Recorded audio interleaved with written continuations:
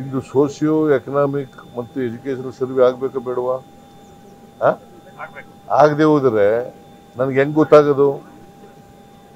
ನೀನು ಸ್ವಾತಂತ್ರ್ಯ ಬಂದ ಮೇಲೆ ನಿನಗೆ ಉದ್ಯೋಗ ಸಿಕ್ಕಿದೆಯಾ, ಎಜುಕೇಷನ್ ಸಿಕ್ಕಿದೆಯಾ, ನಿನಗೆ ಜಮೀನುಗಳಿದೆಯಾ ಇಲ್ವಾ ಅಂತಕ್ಕಂಥದ್ದು ಗೊತ್ತಾಗಬೇಕಲ್ಲ. ನೀನು ಸಮಾಜದಲ್ಲಿ ಯಾವ ಪರಿಸ್ಥಿತಿ ಇದೆ ನಿನಗೆ ಅಂತಕ್ಕಂಥದ್ದು ಗೊತ್ತಾಗಬೇಕಲ್ಲ.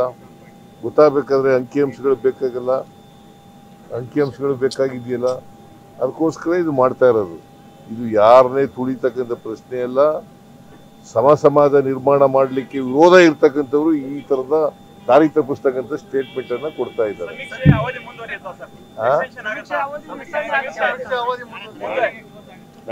ನೋಡೋಣ ನಾಳೆ ಏನಾಗುತ್ತೆ ಅಂತ ನೋಡೋಣ.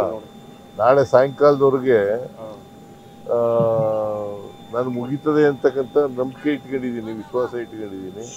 ಈಗಾಗಲೇ 1,10,00,000 ಮನೆಗಳು ಸರ್ವೆ ಆಗಿದೆ. ಇನ್ನು ಉಳಿದ ಮನೆಗಳು ಸರ್ವೆ ಆಗಬೇಕು. ಇವತ್ತು ನಾಳೆ 2 ದಿನ 63% ಆಗಿದೆ.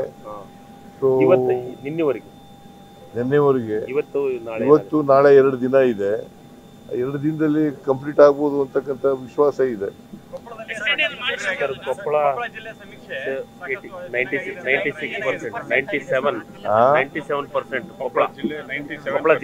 ಕೊಪ್ಪಳ ಜಿಲ್ಲೆನಲ್ಲಿ 97% ಆಗಿದೆ.